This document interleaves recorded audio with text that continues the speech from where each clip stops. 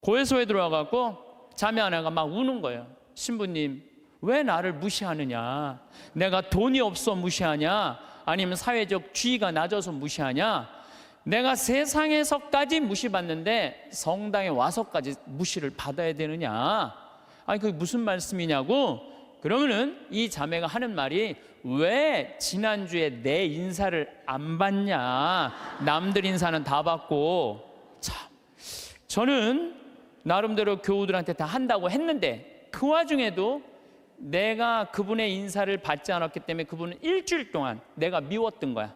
내가 믿기도 하고 내가 성당에서 신부님한테 내가 이렇게 무시를 당하고 살아야 되나 굉장히 괴로웠던 거죠. 그래서 내가 그 고해 성사에 머리를 뒤지고 하는 말이 있어요.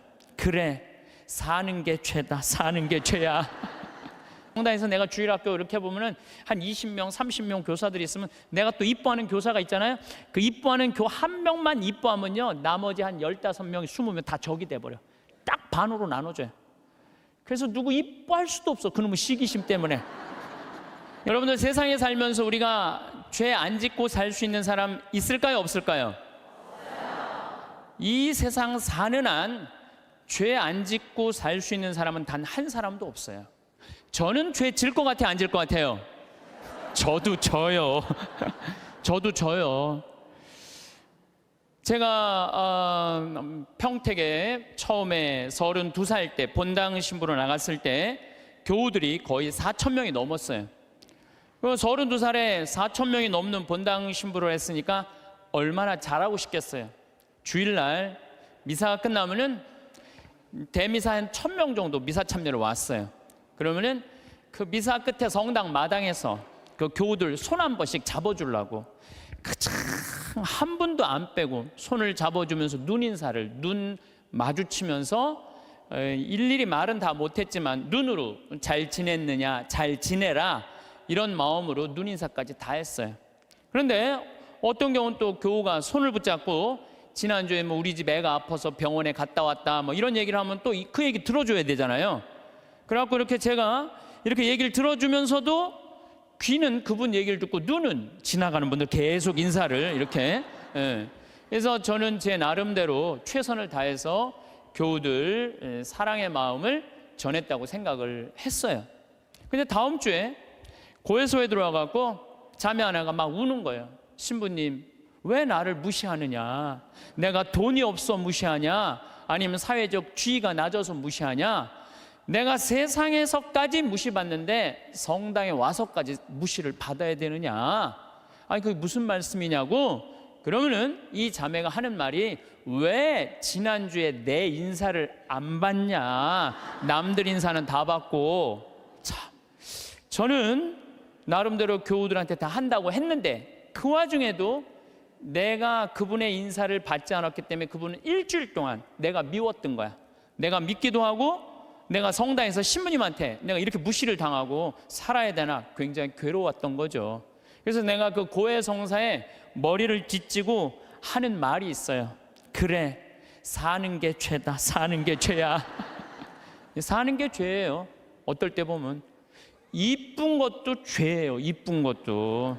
성당에 이쁜 여자 나오잖아요. 그럼 마음 산란해요. 이쁜 것도 죄야.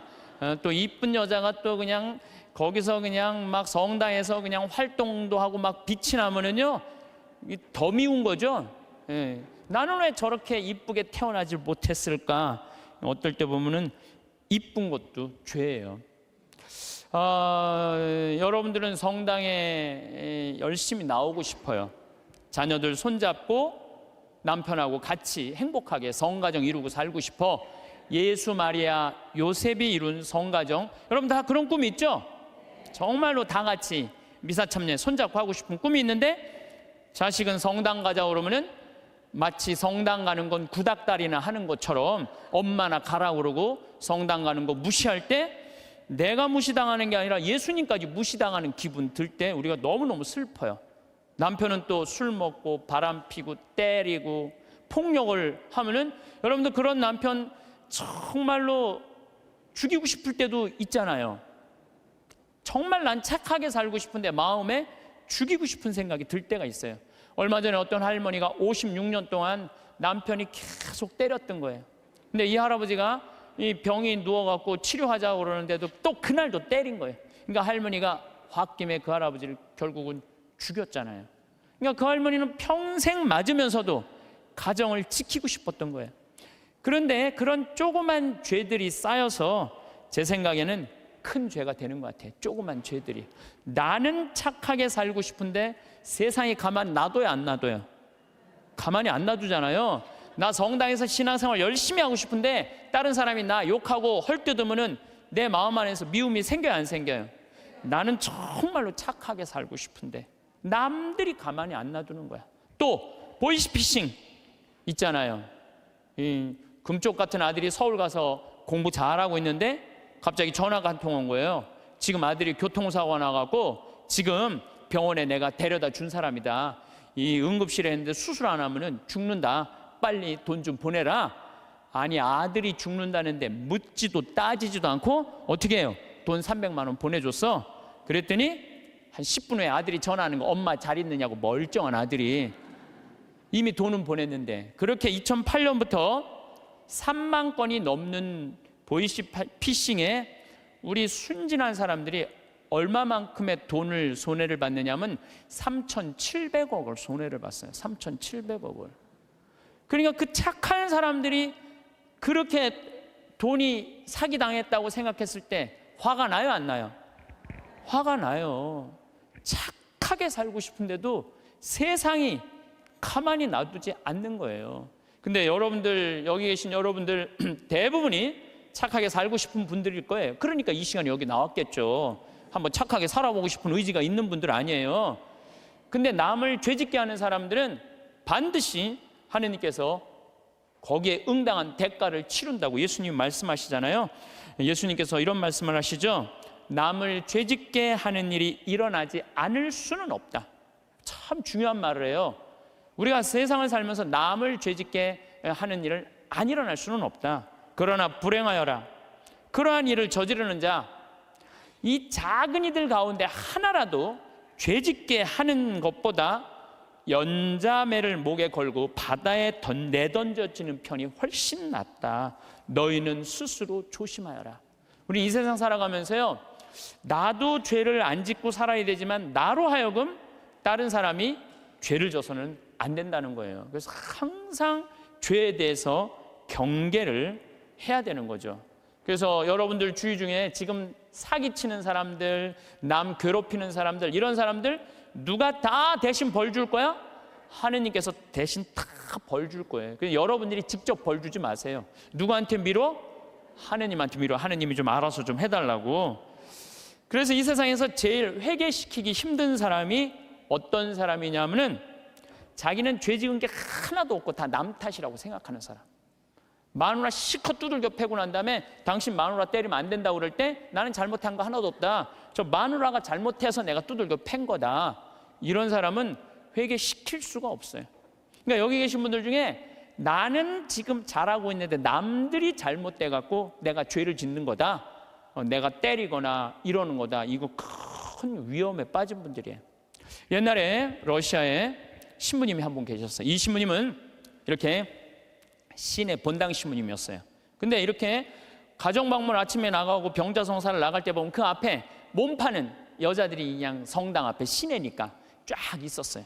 그래갖고 밤새 막 옷 그런 거 그냥 빨아놓고 걸어놓으면은 신부님이 나가면서 회개하라고, 니네들 때문에 수많은 사람들이 죄 속에 빠지고 너희들도 죄의 굴레 속에서 산다고, 회개 안 하지면은 너희들은 지옥에 갈 것이라고. 신부님 나갈 때 또 들어올 때 또 그냥 밤에 그냥 여자들이 그냥 몸 판다고 쫙 이상하게 옷 입고 앉아 있으면은 그냥 신부님 눈꼴이 시잖아요. 그러니까 뭐라 그래? 회개하라고. 너희들 그렇게 죄 지면은 지옥에 갈 거라고. 그래서 신부님은 평생 그 여자들한테 회개하라고 얘기를 했어요. 그래도 이 여자는 먹고 살아야 되니까 그냥 신부님이 그럴 때마다 눈물을 흘리고 회개를 했어요. 그런데 신부님이 그렇게 열심히 하늘나라 선포하다가 돌아가셨어요. 돌아가셨는데 신부님이 돌아가신 날 그 성당 앞에서 맨날 몸 팔던 여자도 같이 죽은 거야. 똑같은 날.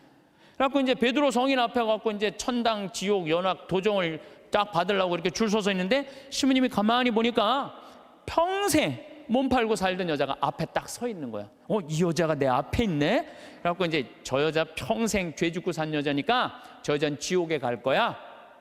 그리고 이렇게 있는데 베드로 성인이 그 여인을 보더니 안다는 듯이 싹 웃으면서 이 치부책을 대충 넘기는 거야. 대충 넘기더니 핸대는 소리가 천당 도장을 딱 찍어주는 거야. 신부님이 뒤에서 기가 막히잖아요. 저 여자가 어떻게 산 거 알면은 천당이라는 도장을 찍어줄 리가 없는데, 저런 여자가 천당이면은 나는 만당이겠다. 만당. 저런 여자가 천당이면 난 만당이겠다. 그래갖고 신부님 차례가 딱 됐는데 베드로 성인이 신부님을 딱 보더니 안 됐다는 듯이 이렇게 쳐다보더니 이 장부를 자세히 꼼꼼히 넘기는 거예요. 그러더니 베드로 성인이 신부님은 지옥이라고 지옥 도장을 딱 찍은 거예요. 신부님이 따졌죠. 지금 베드로 성인 제정신이냐고.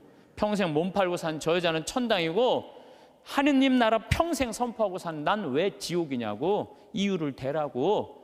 그랬더니 또 신부님이 또 컴플레인을 하니까 이거 그냥 넘어갈 수가 없어서 그럼 내가 장부를 다시 한번 보겠다고. 그랬더니 그 여자 장부를 막 넘기더니 이 여자 천당 맞다고. 그리고 신부님 장부를 다시 보니까 신부님 지옥 맞다고. 이유가 뭐냐? 그랬더니 베드로 성인이 이런 말을 해요. 이사야전서 1장 18절에 이런 얘기가 있다. 신부님 아느냐? 주님께서 말씀하신다. 오너라, 오늘 시비를 가려보자. 너희의 죄가 진홍빛 같아도 눈같이 희어지고 다홍같이 붉어도 양털같이 되리라. 하느님께서는 아무리 죄를 많이 져도 하느님이 따지기 시작하면은 진홍같이 불러도 눈같이 희어질 거다. 다홍같이 붉어도 양털같이 희어진다. 그리고 내가 2000년 전에 내가 예수님한테 물어본 거 당신 기억 안 나느냐고. 베드로 성인이 이 루카복음 17장 4절에 주님, 제 형제가 죄를 지으면 몇 번 용서해 줘야 됩니까? 17장 4절에는 뭐라 그러냐면 하루에 7번 잘못해갖고 7번 다 와서 용서해 달라고 그래도 용서해 줘라. 나는 그렇게 배웠다. 근데 신부님이 나갈 때마다 회개하라고 할 때 그 여자는 눈물을 흘리고 회개했다. 그럴 때마다 나는 2000년 전에 예수님이 세워놓은 원칙에 따라서 다 용서해 줬다. 그래서 이 여자는 평생 매일매일 용서를 빌어서 이제는 용서해 줄 게 없다. 근데 신부님은 평생 살면서 남 회개해라, 지옥에 간다 말은 했는데 신부님은 한 번도 하늘에 대고 눈물 흘리면서 용서 청한 적이 없다. 근데 신부님이 평생 살면서 죄 한 번도 안 졌냐? 봐라, 이거 평생 쌓인 장부 한번 쫙 해고 신부님이 그걸 보고 아무 말도 안 하고 스스로 지옥으로 걸어 들어갔다는 이야기가 있어요. 인간으로 태어난 이상 우리가 죄를 안 짓고 살 수는 없습니다. 근데 제가 이렇게 가만히 보면요, 시골에서 사는 분보다는 도시에서 사는 분들이 죄를 훨씬 더 많이 져요. 시골에는요, 죄질 일이 거의 없어요. 제가 우리 평창 읍내 이렇게 저녁에 나가보면은요, 여기 도시에 와보면 막 빙글빙글 막 이상한 이발소 막 돌아가는 거 천지잖아요. 우리는 하나도 없어요, 그런 게. 죄 짓고 싶어도 질 수가 없어요, 죄 짓고 싶어도. 그리고 우리 시골은 밤에 이렇게 낮에도 마찬가지예요. 읍내에 나가면은 신호가 한 2개, 3개 있는데 아무리 늦게 떠나도 빵빵거리는 사람이 없어요. 근데 내가 서울 오늘도 서울에 와서 강의하지만 1초만 늦게 출발해도요, 빵빵빵빵 그래요. 이게 사람 사는 동네인지 또 아래층 위층 또 층간소음 때문에 서로 싸우고 스트레스하고 그냥 설날 그냥 아래층 사람들이 위층에 그냥 찾아온 자식들 다 죽이고. 이게 도시에서 살면 살수록 죄를 많이 짓는 것 같아요. 시골에서 사는 것보다는. 또 높은 자리에 올라가면 올라갈수록 죄를 지을 수밖에 없어요. 내가 알던 어느 시장님인데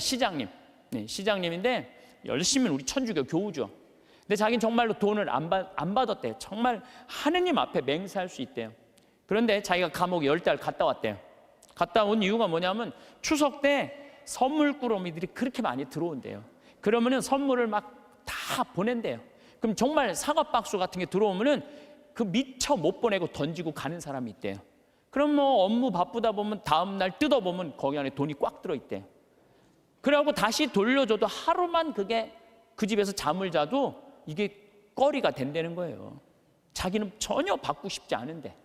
그러니까 높은 자리에 올라가면 올라갈수록 죄 짓고 싶지 않은데, 이게 그래서 여러분들 출세하는 거 그렇게 좋아할 거 없다는 거예요. 높은 자리에 올라가면은요, 죄 지을 수 있는 기회가 훨씬 많아요.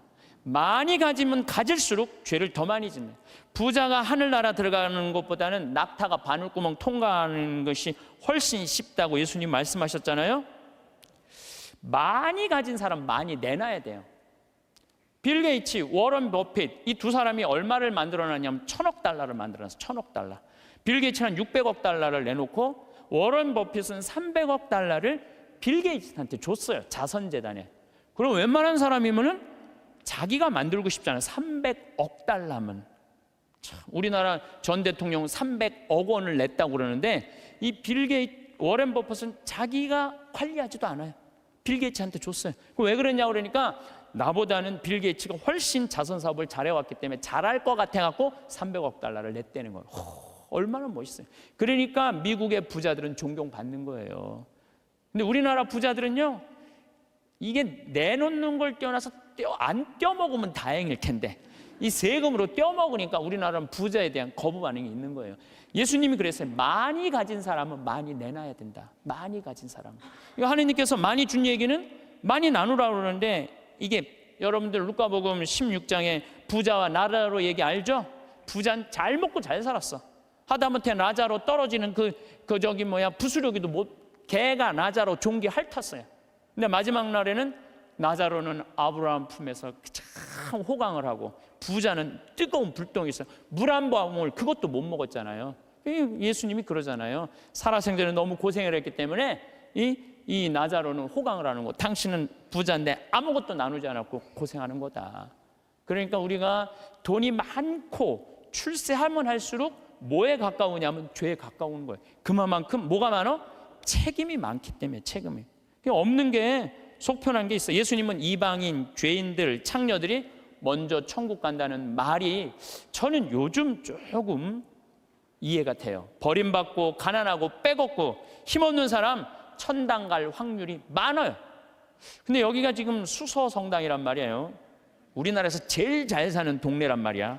약간 위험하지 않을까. 그러니까 여러분들은 어떻게 해야 돼? 더 많이 내놔야죠. 요즘 저는 중국을 이렇게 보면요, 걱정돼요. 여러 가지로 걱정돼요. 5살짜리 아이 막 눈알 빼고 막, 그렇죠? 50살짜리 얼마 전에도 할아버지도 눈알을 막 빼가고, 참, 이 살아있는 사람들 눈알을 빼가요. 또 애들 1살, 2살짜리 유괴해다가 팔아먹는, 이게 수두룩하다는 거예요. 수두룩하다는 거예요. 그거 팔아먹는 사람이 300명이 넘는다는 거예요. 그거 얼마 전에 잡았잖아요. 그러니까 중국이요, 저는 하느님을 믿지 않아서 반성을 하지 않는 나라예요. 쉽게 말하면 회개하지 않는 나라예요. 얼마 전에도 제가 그 중국에서 올린 동영상 유튜브를 봤는데, 길 가면서 이렇게 소매치기 할아버지가 잡았어요. 그랬더니 잡았다고 그 할아버지를 길에서 때리는데 한 명도 모르는 척하는 거예요. 한 명도 말리는 사람이 없는 거예요. 이 막대기로 때리는데도. 중국 사람들은 남 일을 관여하지 않는데요, 관여했다가는 더 큰 화를 입어서 양심이 완전히 없는 거죠. 돈만 벌으면 뭐예요? 요즘 중국이 돈 잘 버는데 이게 회개하지 않으면은, 회개하지 않는 나라 또 있잖아요. 일본도 똑같은 나라예요. 제가 보기에는. 예. 그래서 우리가 정말로 회개를 하고 살아야 된다. 그러면 우리가 어떻게 죄를 질 수 있느냐? 우리가 자그마한 죄들이 커서 큰 죄가 되는데, 그 자그마한 죄, 우리가 큰 죄로 가는 첫 번째 뭐냐면 게으름이에요. 게으름. 덴마크 속담에 이런 얘기가 있어요. 젊어서 게으름은 늙어서 도적이 된다고 그래요. 게으른 사람이요, 다 남 욕하고 비난하고 사기치는 거예요. 대부분이. 얼마 전에 우리 동창 신부들 모임이 있었어요. 한참 재미나게 노는데 내 정말 친한 형이 전화를 받더니 그러더라고요. 뭐라고? 죽었다고? 아씨, 왜 죽어? 좀만 기다리지. 아씨, 내가 찾아가려고 그랬는데 왜 죽었어? 장례 미사가 언제야? 그렇게 묻더라고요. 월요일 날 전화를 받았으니까 수요일 날 수원 모전동 성당에서 장례 미사라고. 알았어, 그래 딱 끊더라고요. 그래서 내가 너무너무 존경하고 좋아하는 형이길래 형 신부를 형, 경남 형 무슨 얘기야? 그랬더니 유일하게 대자가 한 명이 있는데 위암 말기였대요. 4기. 근데 이제 신부인 대부를 이제 보고 싶었던 거. 그 신부님이 대부니까. 그래서 보고 싶다고 연락이 계속 왔대요. 계속 왔는데 내일 가지 이렇게 미루다 보니까 대자 죽은 걸 못 본 거야. 그러니까 그냥 내일로 미루다가 그 소중한 대자 죽는 걸 못 본 거예요. 그게 전화를 끊더라고요. 그래서 내가 그 형한테 그래서 형, 영국의 조지 버나드 쇼라는 사람이 있어. 들어봤지? 조지 버나드 쇼. 그랬더니 들어봤대. 그 사람이 극작가야. 근데 그 사람이 1950년에 죽었는데 그 사람이 몇 살에 죽었냐면 94살에 죽었어. 94살에 죽었는데 94살에 죽으면서도 자기 묘비명에 뭐라고 써놨느냐면은 우물쭈물하다 내 이럴 줄 알았다. 이렇게 써놓고 죽었어. 94살에 죽으면서도 우물쭈물하다 내 이럴 줄 알았다. 이러고 죽었어. 무슨 얘기냐면 우리가 내일 하지 하다가요 소중한 일을 못하는 경우가 많아요. 이 게으른 사람들이요 내일 할게 그러다가요 아무 일도 못하고 죽는 경우가 많아요. 어떤 게으른 처녀가 있었어요. 이 처녀는 아무것도 하기 싫은 거야. 머리도 안 감고 세수도 안 하고 이빨도 안 닦고 그냥 감기를 그냥 코에다 맨날 달고 사는 거예요. 밥도 자기 손으로 안 해먹고 자도 그냥 이불 속에 들어갔다가 그대로 터널 만들어 놓고 그대로 나오는 그런 여자예요. 근데 나머지는 아무것도 내 손으로 안 하는데 꼭 하나 자기가 해야 되는 일이 있어요. 똥은 자기가 싸야 돼요. 똥은 자기가 싸야 돼요. 그 똥도 그냥 며칠 그냥 미루다가 그냥 도저히 배가 아파갖고 어쩔 수 없을 때 이제 옛날에 그냥 그 화장실 뒷간에 이제 똥누로 가는 거죠. 똥을 이렇게 앉아서 팔짱을 이제 다리 사이에 끼고 이렇게 보는데 사는 게 너무너무 괴로운 거, 귀찮고 사는 게 힘들어 귀찮고 죽겠다. 근데 감기가 걸리니까 또 힘을 주려니까 콧물이 쭈르륵 나와갖고 발판에 딱 닿은 거예요. 발판에 딱 닿는데 웬만한 여자 같으면 손을 꺼내갖고 이걸 훔칠 텐데 여기 무릎 이거 쪼그린 데서 팔 빼는 게 귀찮은 거야. 이렇게 쳐다보고 있는데 구데기가 한 마리 지나가다가 웬 흰 기둥이 있단 말이야. 이게 뭔가 하고 구데기가 타고 올라오기 시작했어요. 막 타고 올라오는 거야. 막 타고 올라오는데 구데기까지 날 귀찮게 하네. 그리고 막 코끝에 보일랑 말랑 할 때까지 온 거야. 이제 코끝에까지 막 와갖고 귀찮아 죽겠네. 이제 손을 빼갖고 내가 훔쳐야 되겠다. 그런데 갑자기 바깥에서 노크 소리가 땅땅 들린 거예요. 그랬더니 이 여자 너무 깜짝 놀라고 어떻게 했냐면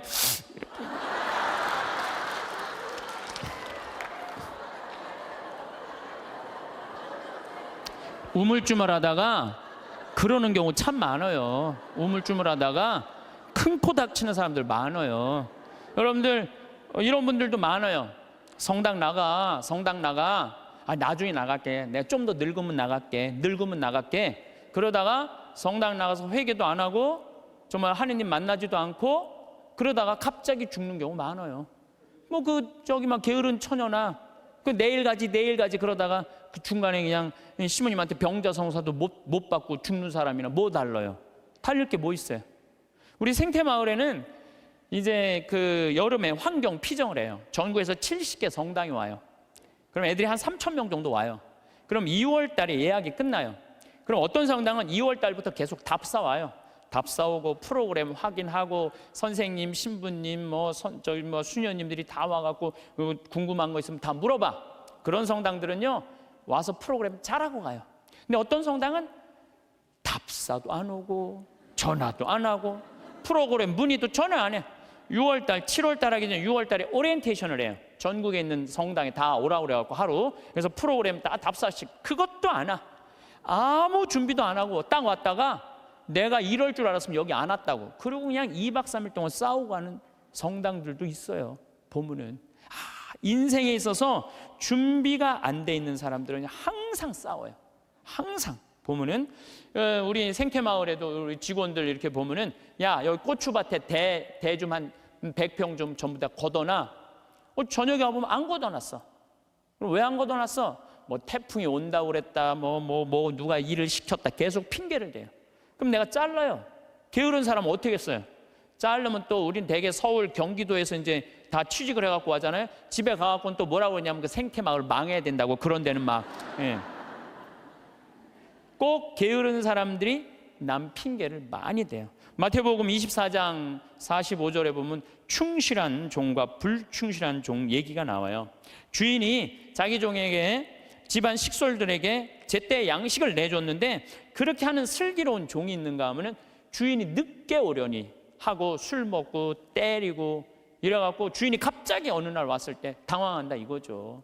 그러니까 여러분들 우리가 인생을 살 때는 항상 부지런해야 돼요. 그러니까 여러분들 앞으로 5년 후에 내가 뭘 할 거다, 10년 후에 뭘 할 거다, 20년 후에 뭘 할 거다, 30년 후에 뭘 할 거다, 이거 계획 서 있어야 돼, 안 서 있어야 돼요? 서 있어야 돼요. 그런데 그냥 아무 계획 없는 분들, 여기 지금 50에 은퇴해갖고 나는 아무 계획이 없다. 그러면은 50에 은퇴하면은 죽어요, 안 죽어요? 그 죽으면 너도 편안하고 나도 편안하고 대한민국 다 편안한데 안 죽어요. 50이 넘어서 100살까지 안 죽는 거. 50년 동안 아무 계획이 없는 사람들은 게으르게 살 수밖에 없어요.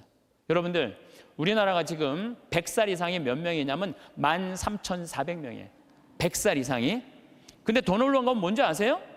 3년 전에 내가 100살 이상 넘은 사람들 조사를 했을 때 몇 명이냐면 2,400명이었어요. 2,400명. 3년 사이에 10,000명이 늘은 거. 10,000명이. 안 죽고 10,000명이 그대로 3년 사이에 10,000명이 늘은 거예요. 지금 90살에서부터 100살까지는 몇 명이냐면 13만 4천 명이에요. 13만 4천 명.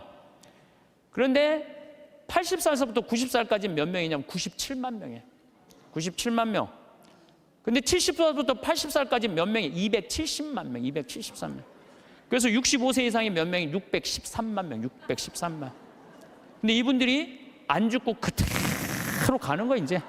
안 죽고 그대로 가는데 계획이 있어요, 없어요? 계획이 없는 거예요. 이거 큰일이에요. 그래서 사람은 부지런해야 돼요. 성실하고. 그럴 때 그 부지런함이 쌓여서 나중에 누리는 행복이 큰 행복이 됩니다. 그런데 게으른 데다가 시기심까지 있다. 그럼 이게 참 몹쓸 사람 중에 하나가 일은 안 하면서 남 잘 되는 꼴 못 보는 사람. 이런 사람들, 이게 참 문제가 많은 거예요. 여러분들 우리나라 속담에 이런 얘기가 있죠. 사촌이 땅을 사면 축하해 줘야지 왜 배가 아파요? 저는 아예 이런 말이 대한민국에 없었으면 좋겠어요. 우리는 이런 말을 해줬으면 좋겠어요. 사촌이 땅을 사면 축하해 줘야 된다. 이런 말이 있었으면 좋겠어요. 요즘 중국 사람들이 맨하탄을 다 사요. 맨하탄을. 그러니까 얼마 전에도 7억 달러짜리 맨하탄 상징 건물 하나 샀다고 그러더라고요. 근데 맨하탄에 건물을 사는데 그렇게 대기업가도 사지만 뉴욕에 사는 중국 사람들 40명이 모여갖고요. 40명이 돈을 모아요. 돈을 모아갖고 건물 하나 사는 거예요. 건물을 사갖고 거기에 이제 새 들어 사는 우리나라 사람들, 무슨 베트남 사람들, 또 멕시코 사람들, 이런 사람들을 어떻게 내보내냐면 세를 전부 다 올려요. 그럼 세를 감당을 못하니까 다 나가잖아요. 그럼 중국 사람들한테 다 주는 거예요. 그래갖고 자기네들끼리 상권을 형성하는 거죠. 그래서 그걸 우리가 화교 그런 지역을 그러잖아요. 차이나타운이라고 그러잖아요. 차이나타운. 중국이요, 여러분들 해외에 나가 있는 중국 사람들이 3,500만 명이 나가 있대요. 그런데 이 사람들의 자본이 얼마냐면 2조 달러래. 2조 달러. 우리나라가 1년에 수출입 다 합쳐갖고 1조 달러예요. 우리나라 1조 달러. 근데 얘네들 자본이 2조 달러를 어떻게 하느냐면은 자기 본토에다가 다 투자하는 거야. 그러니까 나가 있는 중국 사람들이 본토에 투자하고 또 나가서 자기네들끼리 또 상권을 형성해갖고 돈을 모아갖고 건물을 사고 자기네들끼리 뭉쳐서 사는 거예요.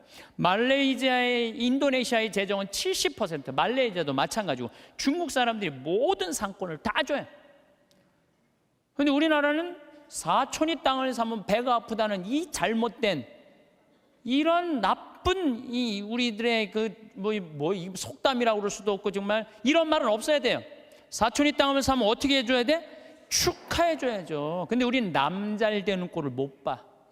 누가 좀 조금만 뜨면은 그 사람 그냥 깎아내리기가 바빠. 이래서는요, 이 세계 속에서요 살아갈 수가 없어요. 개인으로도 불행하지만 국가적으로도 불행하다는 거예요. 중국 사람들보다 더 무서운 사람이 누구냐면 유대인이에요.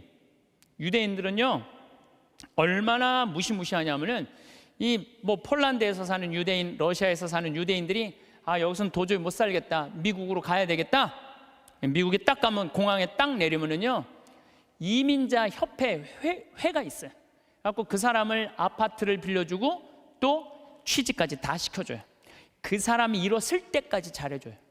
근데 우리나라는 공항에 딱 어리삐리하고 도착하면은 이거 그냥 그 갖고 싸들어온 돈 다 등쳐먹기 바빠. 이게 너무 큰 차이가 나는 거예요. 그러니까 지금 미국의 주요 백화점은 누가 다 쥐고 있냐면 유대인이 다 쥐고 있어요.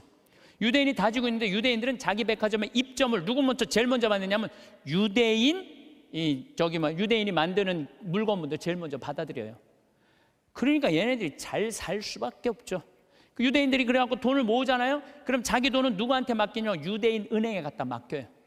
유대인 은행에 갖다 맡겨요. 무슨 소송이 나오면 누구한테 맡겨? 유대인 변호사한테 맡겨요. 아프잖아요. 누구한테 가요? 유대인 의사한테 가요. 그러니까 이 유대인들은요, 어느 정도냐면은 이 미국의 부의 한 50%를 유대인이 쥐고 있대요. 그중에 미국 부자의 30%는 유대인이래요. 철저하게 민족끼리 돕는 거예요. 사촌이 땅을 사면 배가 아픈 게 아니라 사촌이 땅을 살 수 있도록 도와주는 거죠. 시기심이 없는 거죠. 시기심이. 우리 시기심이 너무 많아. 이 출애굽기 22장 24절에서 25절을 보면, 너희가 나의 백성에게 너희 곁에 사는 가난한 이에게 돈을 꾸어 주었으면 그에게 채권자처럼 행세해서도 안 되고 이자를 물려서도 안 된다.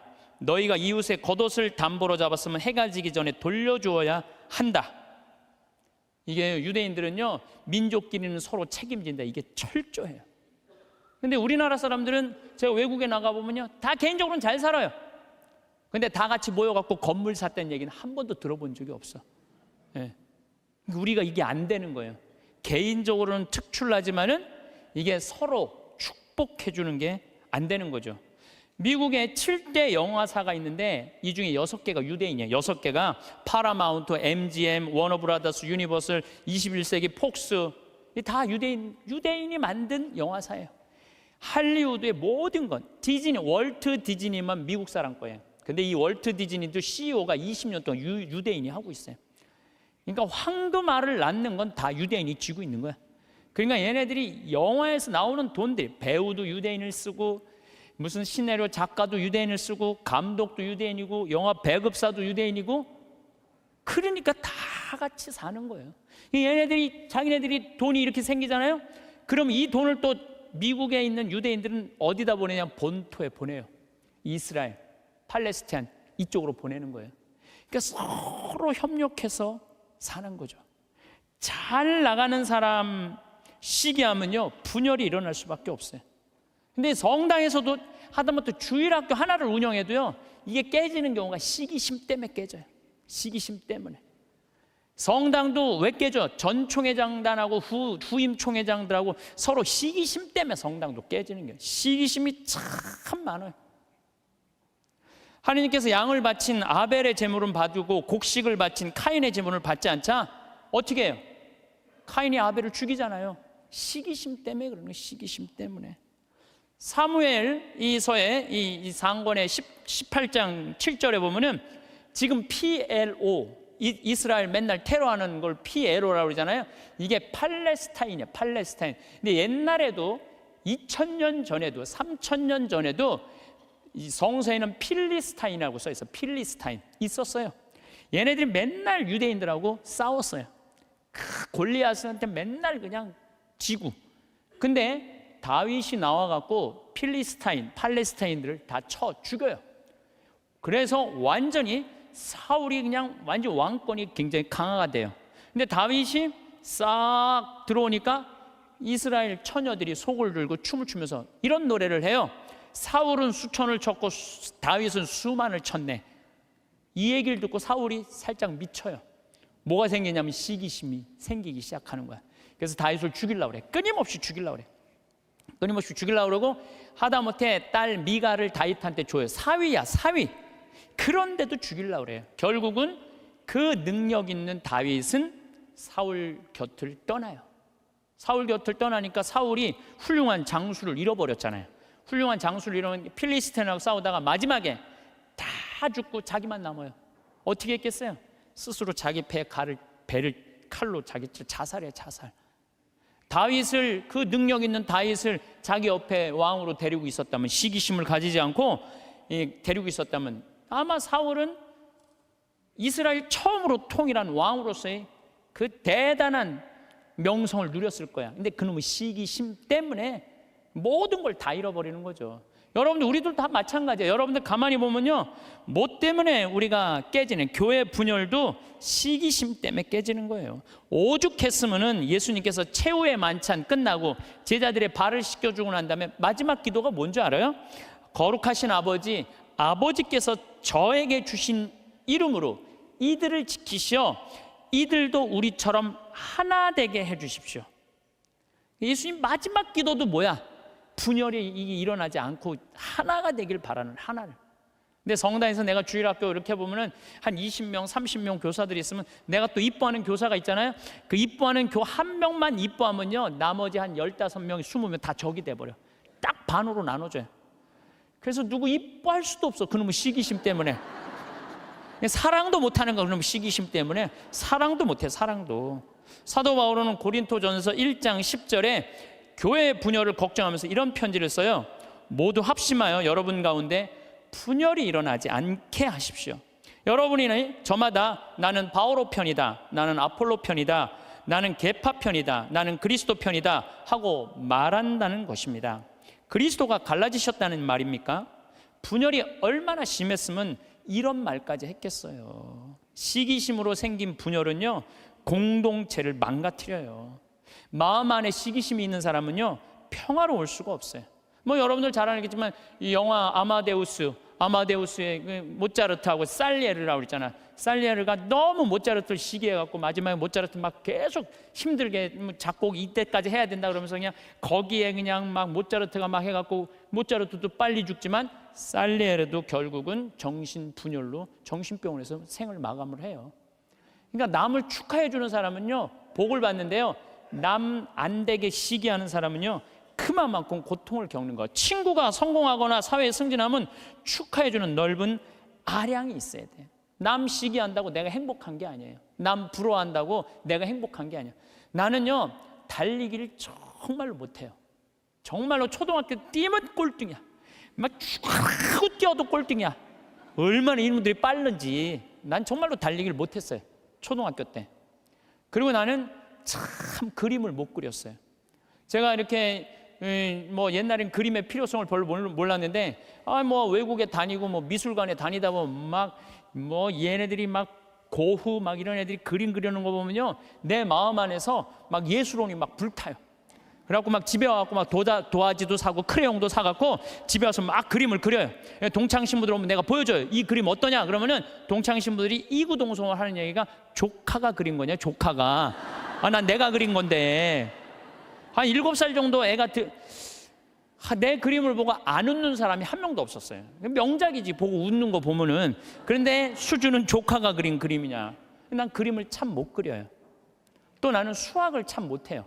중학교를 안 다녀서 그런지, 전 중학교를 안 다니고 검정고시를 봤거든요. 그래서 수학을 못해요.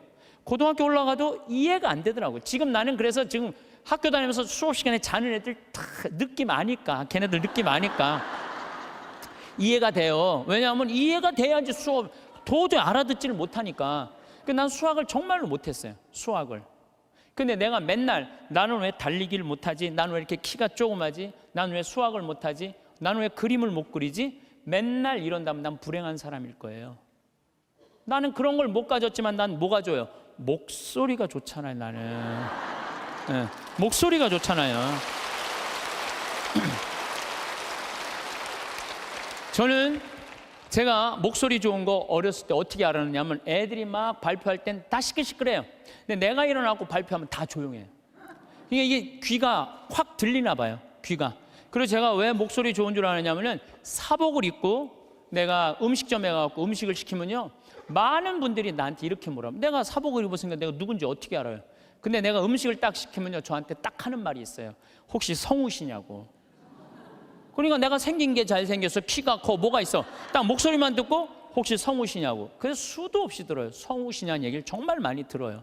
그리고 내가 그 음향 박사님이 제 목소리를 분석을 해줬어요. 신부님 목소리는 톤이 높은데 굵대는 거예요. 톤이 높고 굵으면요, 똑같은 단어를 얘기해도 내 말은 귀에 꽂힌다는 거예요. 내 말을. 그러니까 내가 이렇게 평화방송에 이렇게 신부님들 나와서 쭉 강론하시잖아요. 수임들 강론하시잖아요. 강의하시잖아요. 내용을 들어보면 내가 받아 적을 정도로 내용이 좋아요. 근데 그분들한테 단점이 뭐냐면은 예수님께서는 부활하셔갖고 3일 만에 오셔갖고 성령을 보내셔갖고 승천을 뭐 하셔갖고 제자들이 뭐, 그러니까 정말로 듣기 좋은 내용인데 톤이 거의 같고 목소리 톤이 낮기 때문에 집중이 안 되는 거예요. 근데 난 한마디라도 예수님께서 부활하셔갖고 또 다시 오셔 승천하셔갖고 성령. 영상의 핵심은 죄를 거창한 범죄가 아니라 우리가 숨쉬며 살아가는 일상 속 감정과 관계의 균열로 끌어내린 데 있어요. 고해성사에 들어와 울부짖는 자매의 사연, 신부님이 내 인사를 안 받아줬다, 나를 무시했다는 얼핏 유치하게 들릴 수 있지만 사실은 인간의 자존감이 얼마나 작은 신호 하나에 의해 무너지는지를 보여줍니다. 상대는 바빴고 최선을 다했다고 느끼지만 받아들이는 쪽은 나는 또 버려졌다는 감각으로 해석해버려요.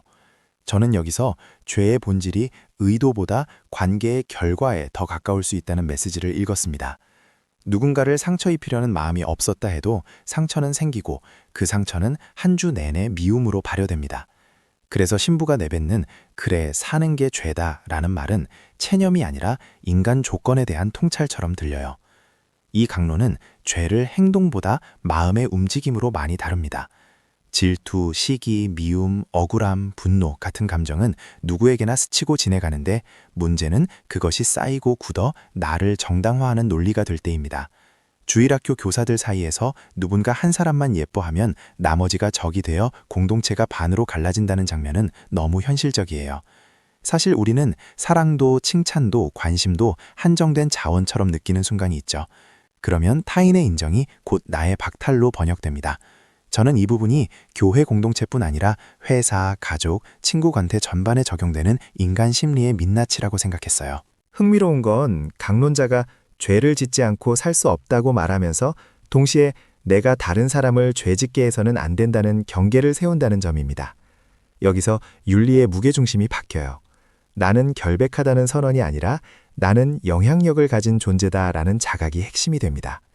특히 남을 죄짓게 하는 일이 일어나지 않을 수는 없지만 그 일을 저지르는 자는 불행하다는 복음 구절을 끌고 오면서 분노의 처리를 내가 벌하지 말고 하느님께 맡겨라로 정리합니다.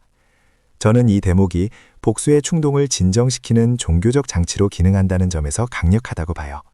다만 동시에 피해자의 분노를 참아라로만 압축할 위험도 있습니다. 상처의 정의로운 해결, 법적, 사회적 보호까지 포기하라는 뜻은 아닐 텐데 듣는 사람에 따라 그냥 참고 넘겨라로 오독될 여지가 있어요. 그래서 저는 이 메시지가 성숙하게 작동하려면 맡긴다는 말이 방치한다가 아니라 정의로운 방식으로 다루되 증오로 자기를 파괴하지 않는다로 보완되어야 한다고 느꼈습니다. 강론 중간에 나오는 보이스피싱 사례는 선한 마음이 악을 만날 때 인간이 얼마나 취약해지는지 보여줍니다. 아들이 죽는다는 말 앞에서 300만 원을 보내는 엄마는 어리석다기보다 사랑 때문에 판단력이 붕괴된 사람이에요. 그러니까 착하게 살고 싶어도 세상이 가만히 안 둔다는 말은 단순한 푸념이 아니라 선함이 곧 약점으로 이용되는 구조를 지적하는 문장입니다. 저는 이 부분이 종교적 맥락을 넘어 사회적 메시지로 확장된다고 봅니다. 개인의 도덕만으로는 막을 수 없는 악의 시스템이 있고 그래서 공동체의 교육과 제도, 예방장치가 필요하죠. 가장 날카로운 대목은 회개시키기 가장 어려운 사람은 자기 죄가 하나도 없고 다 남 탓이라고 믿는 사람이라는 말입니다. 이건 심리학적으로도 맞닿아 있어요. 인간은 자기 행동을 정당화하는 데 천재적이고 폭력조차 상대가 잘못했으니 맞아야 했다로 포장합니다. 그 순간 회개는 불가능해집니다. 왜냐하면 회개는 내가 잘못했다라는 단 한 문장을 입 밖으로 꺼내는 데서 시작하는데 그 문장이 구조적으로 막혀버리거든요. 그래서 러시아 신부와 성매매 여성 이야기, 베드로 성인이 여인은 천국, 신부는 지옥이라고 판정하는 우화는 남을 심판하는 말이 많고 자신을 울리는 눈물이 없으면 위험하다는 경고로 읽힙니다. 저는 이 우화가 과장되어 보이면서도 마음 한구석을 찌르는 이유가 있다고 생각해요. 우리는 타인의 죄를 정확히 지적하면서도 자신의 허물을 대충 넘기는 데 익숙하니까요.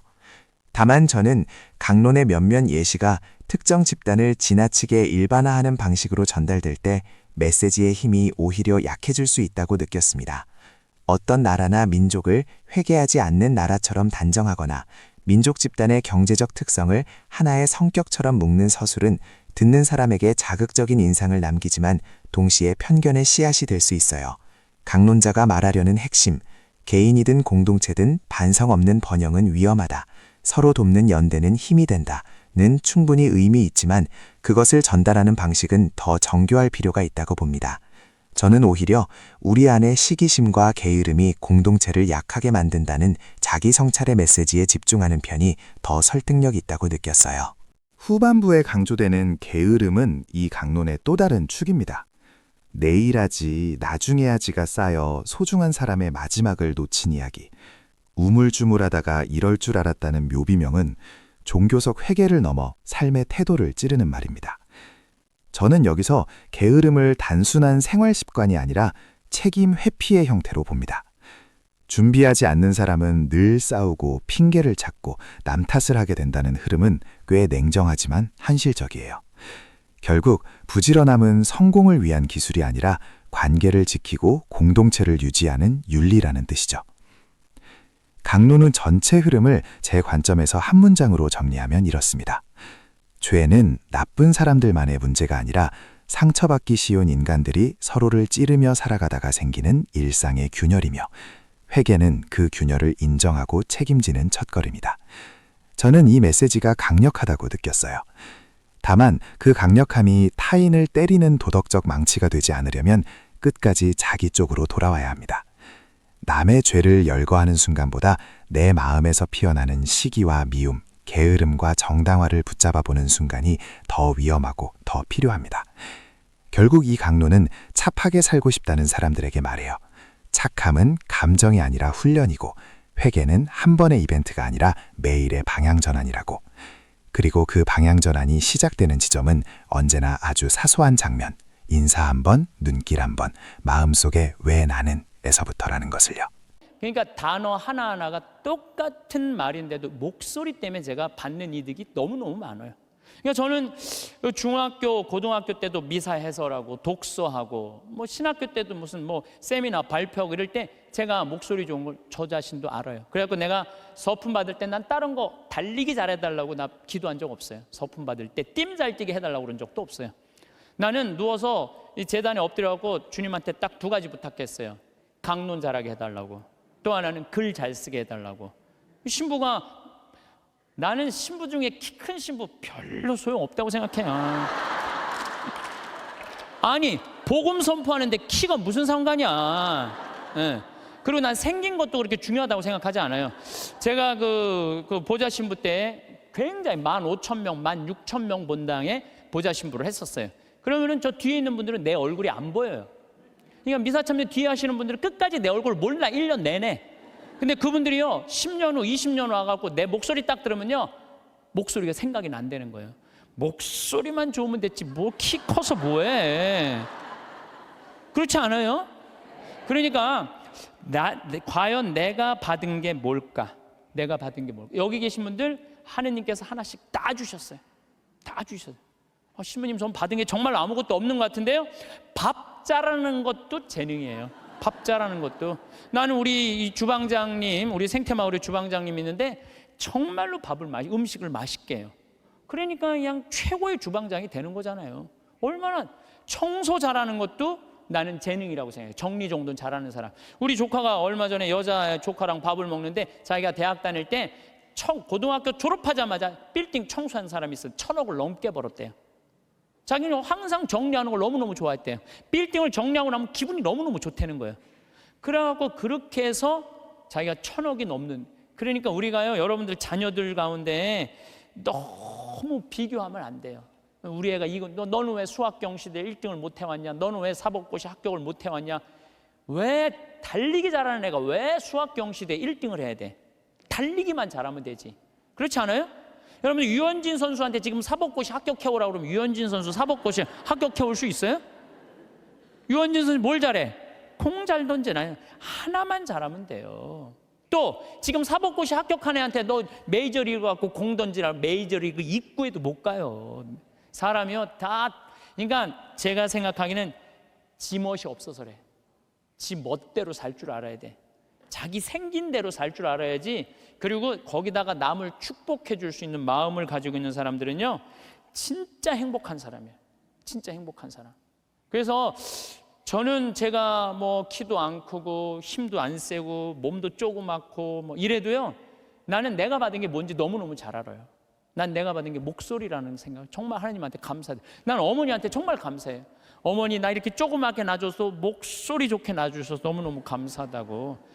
이 목소리 하나만 가지고도 뭐 기업체 강의 다니죠, 뭐 무슨 정부기관 강의 다니죠, 뭐 별군데 다 강의 다니. 하다 아침마당에까지 와서 강의해 다니. 아침마당에까지 생각을 해봐요. 이 목소리라는 게 내가 받은 하느님의 최고의 은혜라는 거죠.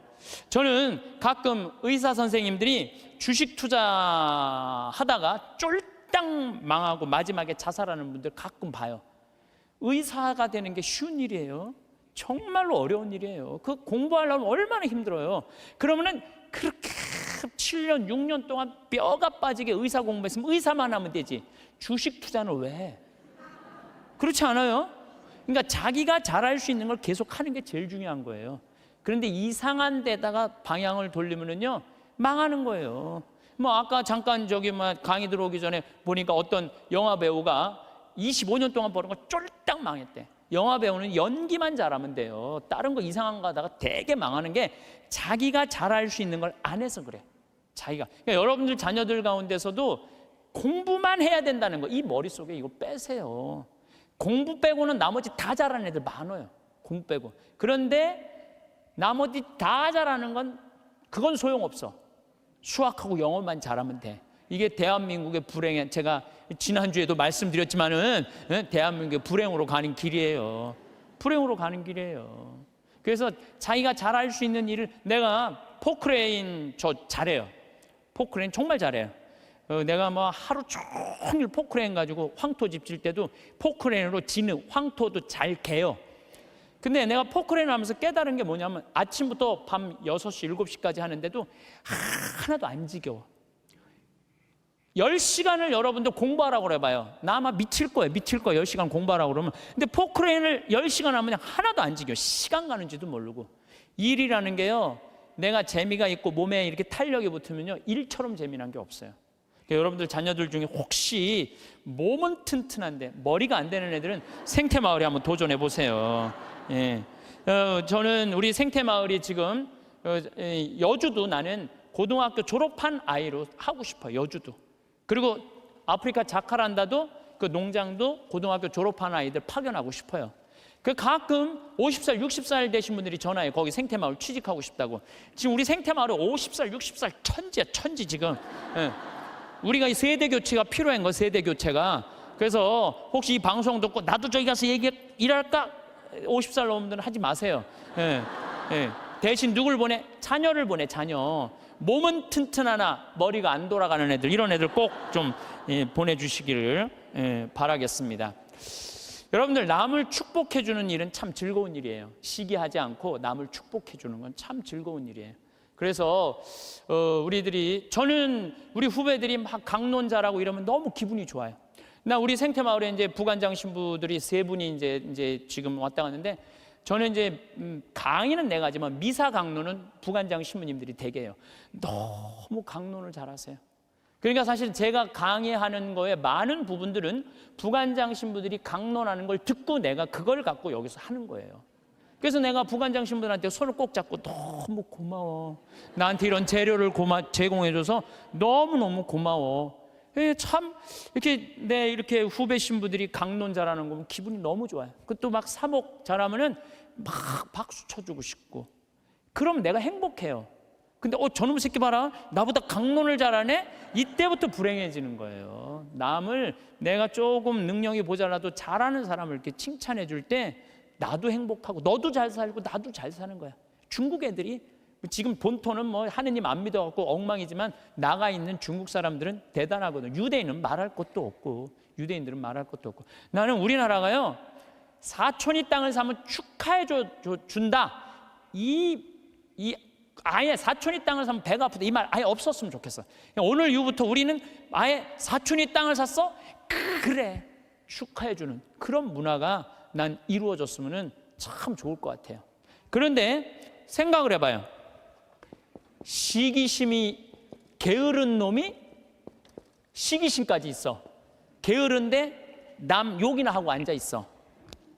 매력이 있을 것 같아요, 없을 것 같아요? 매력이 없어요. 부지런한데 남 칭찬까지 할 줄 알아. 이 사람 매력 있어요, 없어요? 매력이 있어요. 매력이 있을 수밖에 없어요. 그런데 우리가 또 나쁜 건 판단하는 것. 어떤 판단? 부정적인 판단이에요. 부정적인 판단. 예수님은 마태복음 7장 1절에 이런 말씀을 하세요. 남을 심판하지 마라. 그래야 너희도 심판받지 않는다.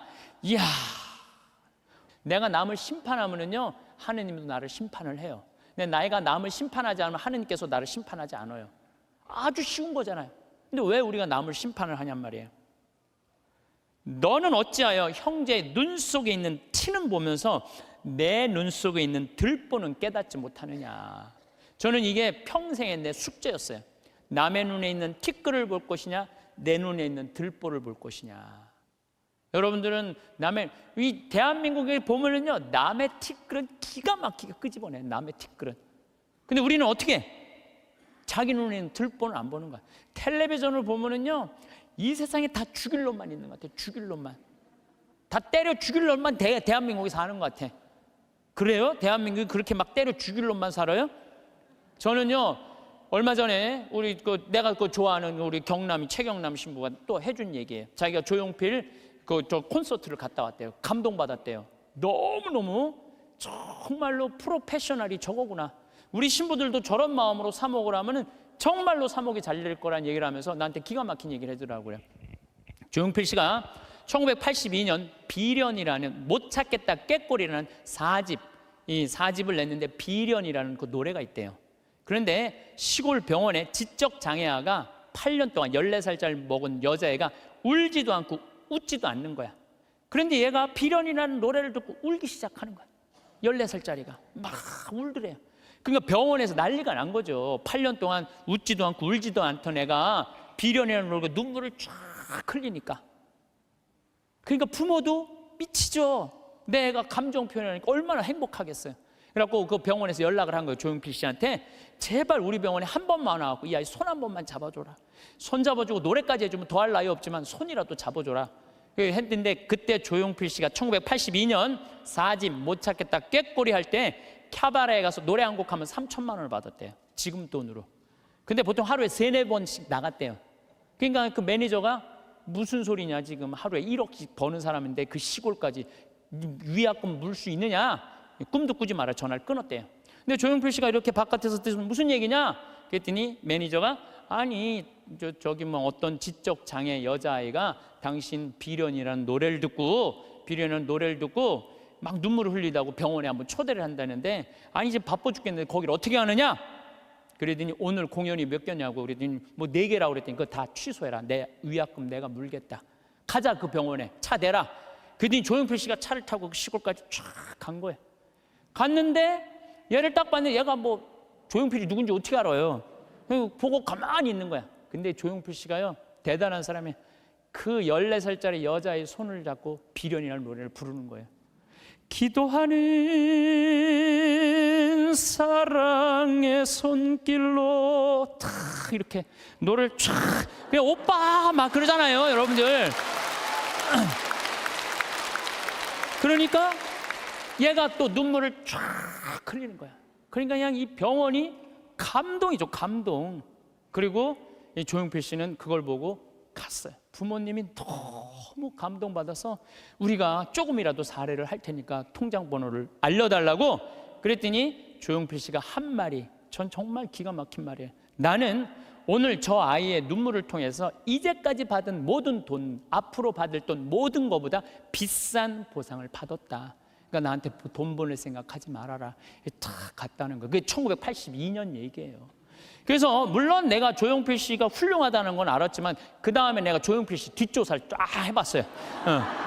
뒷조사를 해봤더니 자기 부인이 세상을 떠났을 때도 23억인가 4억이나 되는 돈을요 다 어려운 사람을 위해서 다 기증하고, 그 다음에 소아 백혈병 걸린 아이 한 500명 수술비를 다 대주고, 지금도 1년에 몇 억씩 어려운 아이들을 위해서 내놓는다는 거예요.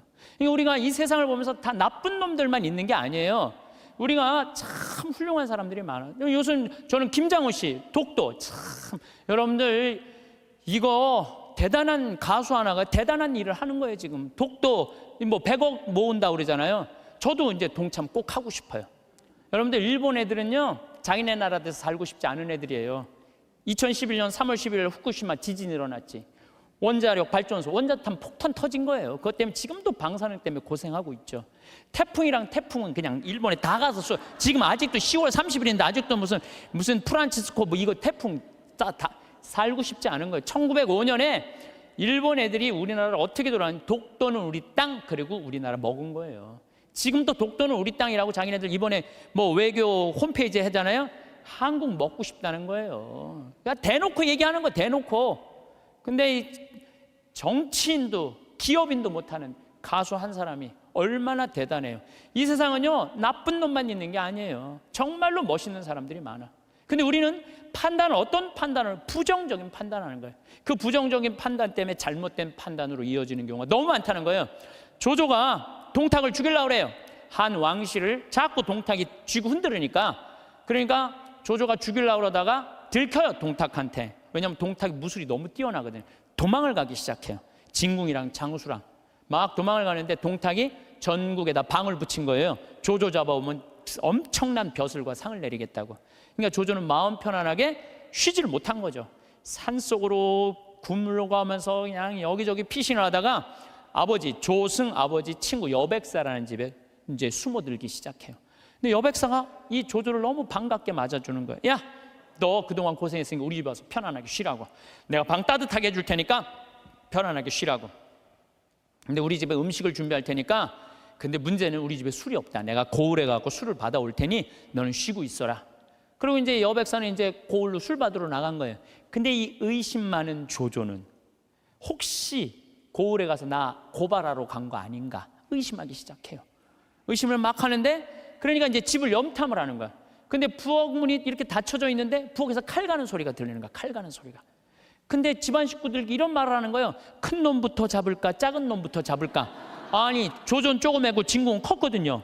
이것들 봐라. 여백사는 나를 고발하러 가고 저것들은 나를 죽이려고 그러네.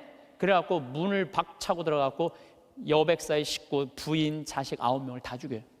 칼로 다 죽이고, 혹시 어디 숨어 있는 거 없나 하고 뒷곁문을 딱 열었는데 뒷곁에 돼지가 큰 거하고 작은 거 2마리가 묶여져 있는 거야.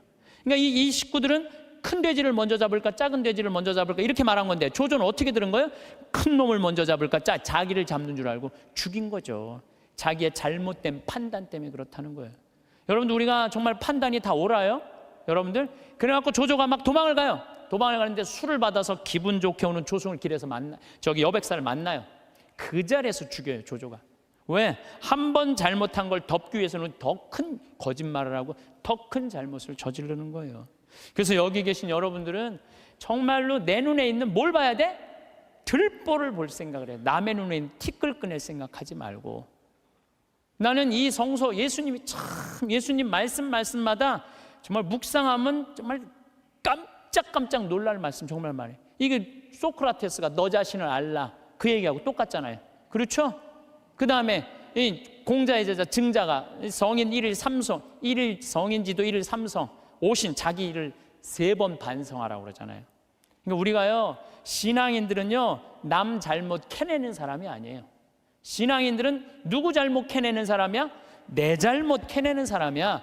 내 잘못을 캐내갖고 나를 똑바로 세우는 게 신앙이냐. 근데 자기 자신이 어떤지도 모르고 남만 특히 성당 다니면 활동하면은 자기 모습은 안 보이고 누구만 보여? 남만 보이잖아. 누구는 어쩌고 누구는 어쩌고 레지오 단장은 어떻고 꾸리아 단장은 어떻고 저건 어떻고 막 남욕만 디립다 하잖아요.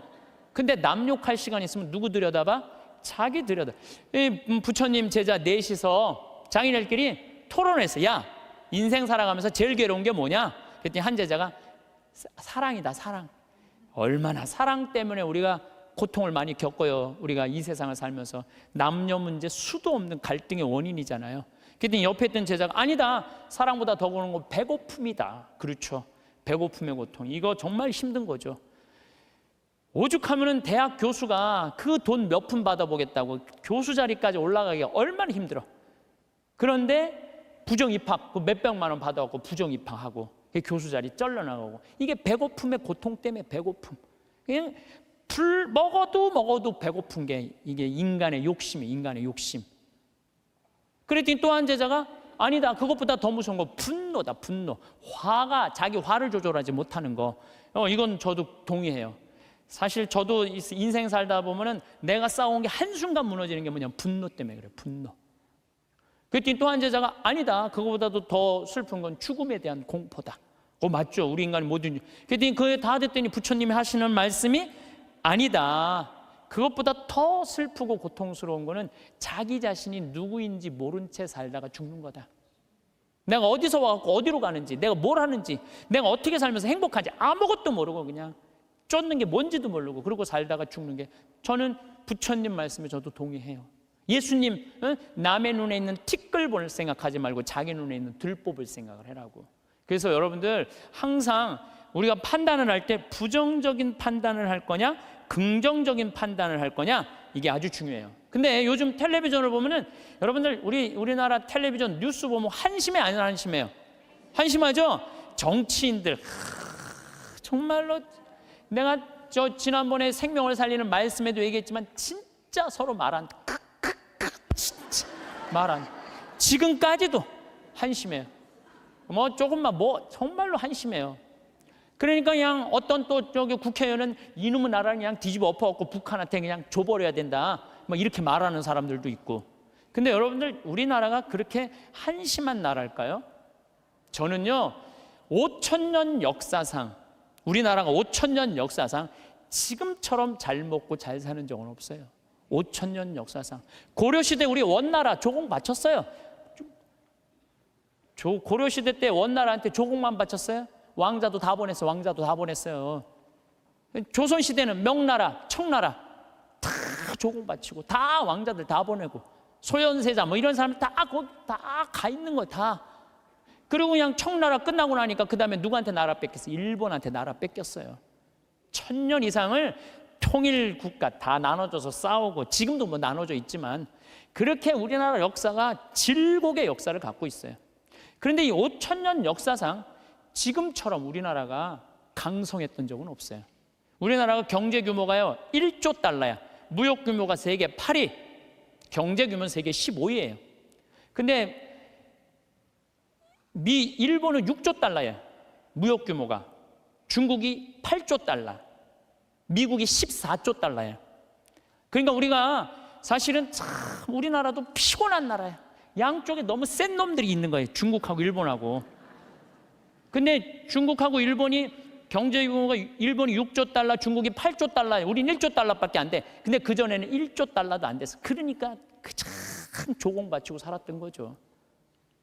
그런데도 또 전 세계에서 일본 놈하고 중국 놈 무시하는 것도 대한민국 사람밖에 없어요 또.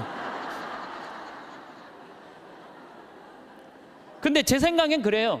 제 생각에는 그래도 5,000년 역사를 보면 지금처럼 우리가 잘 살고 잘 먹고 잘 사는 적이 없어요. 여러분들, 우리나라 차 잘 만들어요. 차 잘 만들어요. 제가 지난 9월 달에 미국 뉴욕의 자살방지협회에 가서 강의를 갔다 왔는데, 초청한 회장님이 차를 이번에 싹 바꿨대요. 워낙 돈이 많은 분이라 에쿠스, 볼보, BMW, 렉서스 5대를 다 바꿨대요. 근데 그 중에 제일 마음에 드는 게 에쿠스래요. 나한테 정말 그런 말을 하면서 한국이 차 브랜드가 떨어져서 그렇지 한국 차 잘 만든다고. 그것도 40년 만에. 남들은 100년, 120년 됐는데 40년 만에 이렇게 쫓아온 것에 대해서 자기는 에쿠스를 타고 다니면서 너무너무 자랑스럽다는 거예요. 그런데 대한민국 차를 누가 제일 무시하느냐? 대한민국 놈들이 제일 무시해요. 이게 부정적인 시각으로 바라보는 거. 부정적. 텔레비전 잘 만들고 그렇잖아요. 또 휴대폰 잘 만들고. 제가 이 휴대폰도 아이폰 막 나오고 난리 칠 때 제가 그랬어요. 앞으로 내가 우리나라 휴대폰을 봐서는 전 세계 시장 1위를 할 거다. 제가 4, 5년 전에 내가 방송 때도 얘기했어요. 지금 1위 하잖아요. 정말로 잘 만들어요. 에어컨 잘 만들고 냉장고 잘 만들고. 그러면은 좀 긍정적으로 봐야 될 거 아니야. 긍정적으로. 근데 막 온 세상에 떠도는 얘기는 곧 망할 것 같은 얘기를 아니 오죽하면 요즘 달러 떨어져 갖고 지금 주식을 40일인가 50일째 우리나라 주식만 산대잖아요. 우리나라만 우리를 무시하는 거예요. 이러면 안 된다는 거예요, 여러분들. 제가 개인적인 판단도 문제가 있지만은 국가 전체의 분위기도 부정적인 생각. 나는 요즘 이렇게 텔레비전을 보면 진짜 좀 죄송한 얘기지만은 언제 나라에서 늙었다고 용돈 준 적이 언제 있어요? 5,000년 역사상. 요즘 준대잖아, 요즘. 어? 아니 늙었다고 나라에서 용돈 준대잖아. 65세 넘었다고. 그러지 않아요? 근데 여러분 이거 언제부터 줬어요? 10년 전부터 줬어요, 용돈. 54,000원, 5만 원 주기 시작하고 지금 94,000원, 95,000원이 지금 내년 7월 달부터는 20만 원 준다는 거예요. 물론 100% 다 주면 좋지만 상위 30%는 안 주고 하위 70%는 준다는 거. 20만 원. 여러분들 자식이 다달이 20만 원씩 줘요? 자식도 안 주는 용돈 준대잖아, 나라가. 에? 그러니까 여러분들은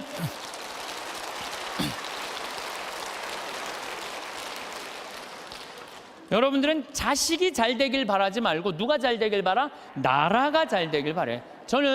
제가 장담합니다. 앞으로 우리나라가 3만 달러, 4만 달러 넘었으면은요, 여러분들 65세 넘은 분들 30만 원, 50만 원, 60만 원 다 넘어가요, 용돈. 그렇게 주게 돼 있어요. 그러니까 여러분들은 우리나라가 긍정적인 마음으로 정말 나라가 융성할 수 있는 그런 마음으로 나라가 잘 되길 바라야 되는데, 우리는 입만 열면 조금 있으면 망해야 된다고, 조금 있으면 망해야 된다고 이렇게 말하면은요, 그래서 그게 개인적으로나 국가적이나 사회적이나 부정적인 눈으로 세상을 보면 안 돼요. 우리 생태마을에 주창덕 씨라고 북에서 넘어온 탈북자가 한 명이 일을 하고 있어요. 근데 이분이 진짜 그 함경북도에서 살다가 지금 55인가 이쯤 나이가 됐는데, 북의 얘기를 들어주면요, 우리 직원들은요 다 뒤로 넘어가는 일이 너무너무 많아요. 이 사람들은요 쌀 구경한 적 없대요.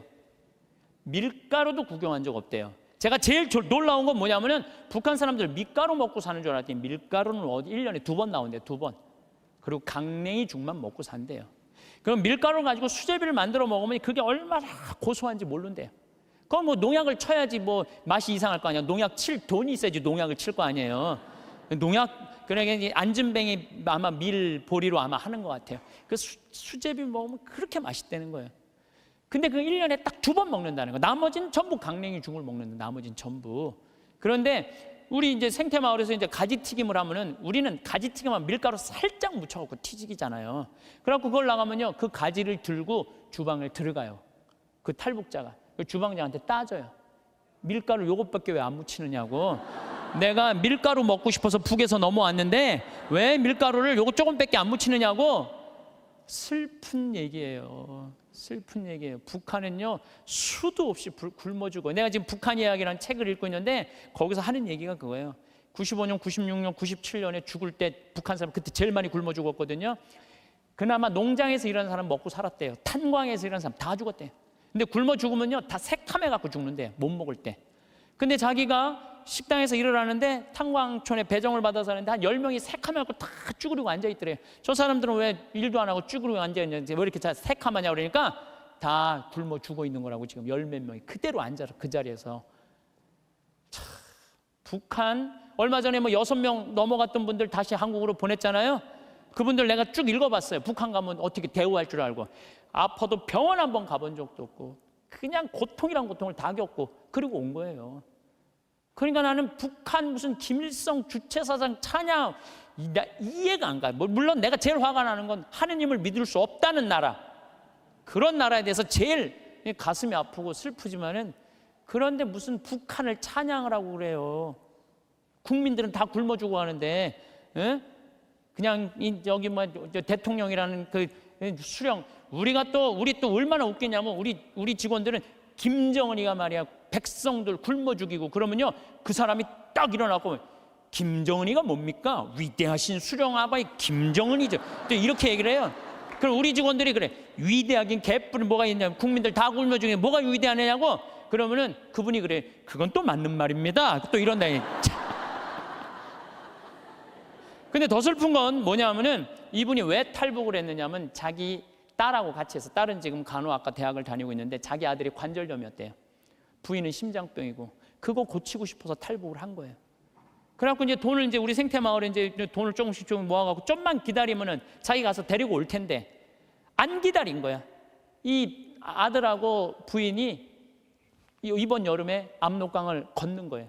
압록강을 건넜는데 기다렸는데 연변에서 만나는 사람이 못 만났다고 전화가 온 거예요.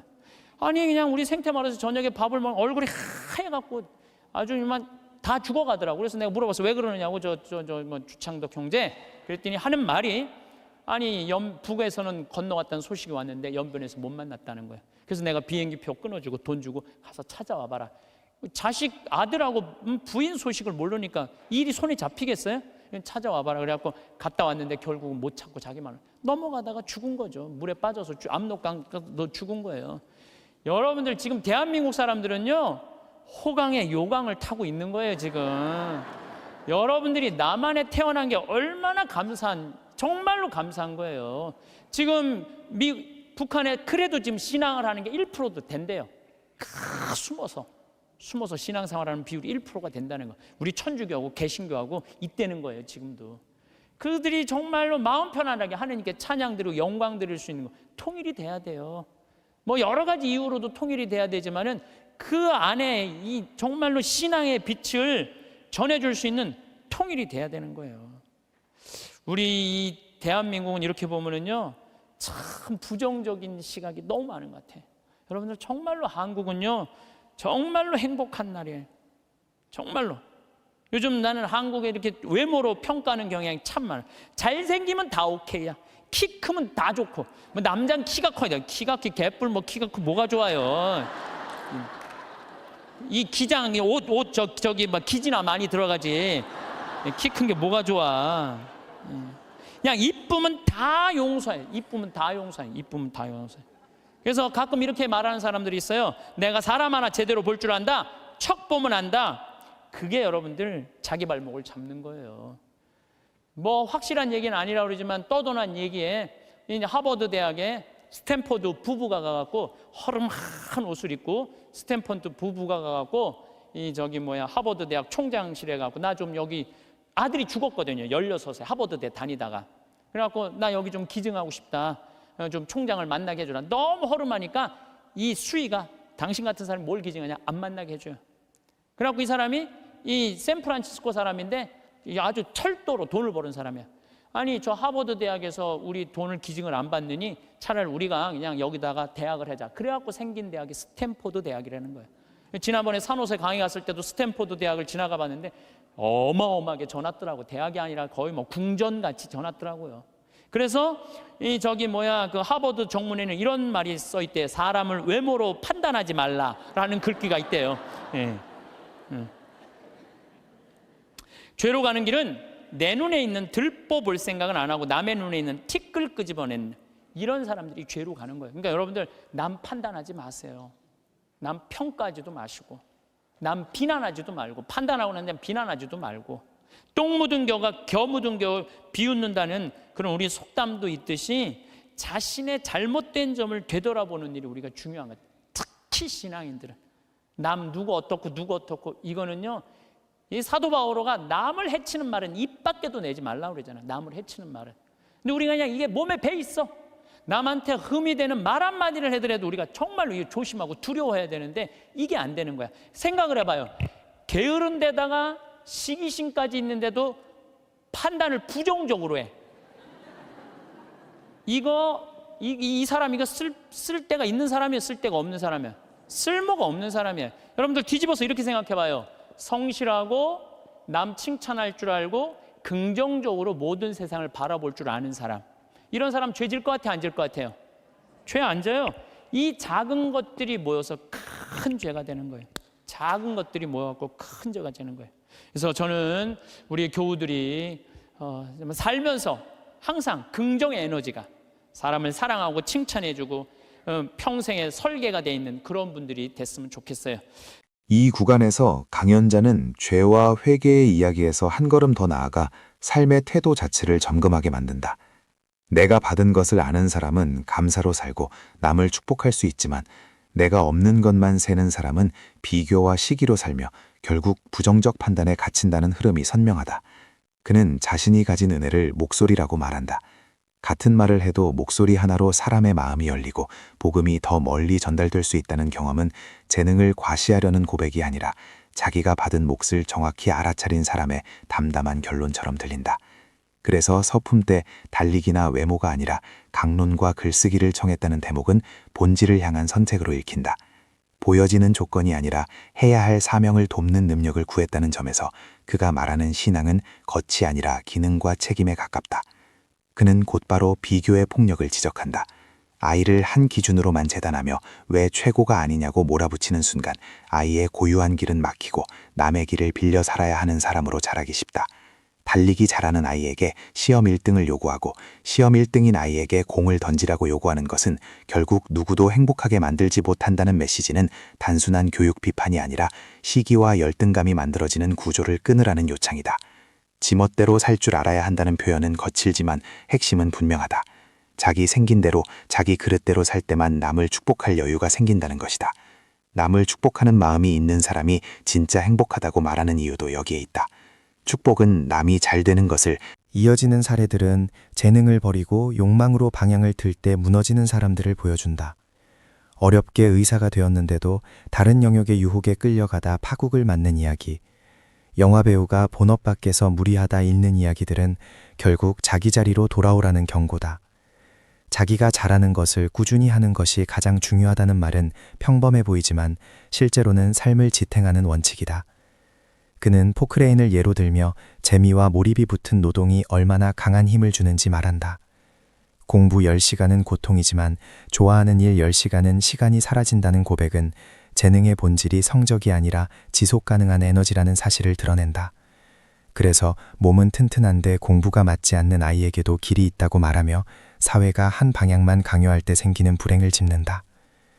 이 강연의 중심 감정은 시기에서 축복으로 이동하는 순간에 있다. 후배 신부들이 강론을 잘하면 기쁘고 박수치고 싶다는 고백은 공동체가 살아나는 방식이 무엇인지 보여준다. 내가 인정해주면 너도 살고 나도 산다는 말은 도덕적 교훈이 아니라 심리적 사실에 가깝다.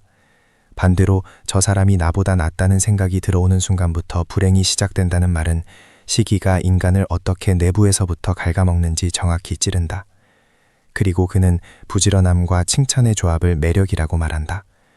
게으른데 시기까지 있고 남 욕만 하는 사람은 결국 쓸모없는 사람이 된다는 단정은 듣기에 불편하지만 스스로를 돌아보게 만드는 충격요법이다. 여기서 더 위험한 것이 부정적 판단이다. 그는 마태복음의 가르침을 들며 남을 심판하지 말라고 말한다. 남의 눈속 티는 잘 보면서 내 눈속 들보는 보지 못한다는 구절을 평생의 숙제라고 고백하는 순간 이 말은 남을 훈계하는 문장이 아니라 자기 고백이 된다.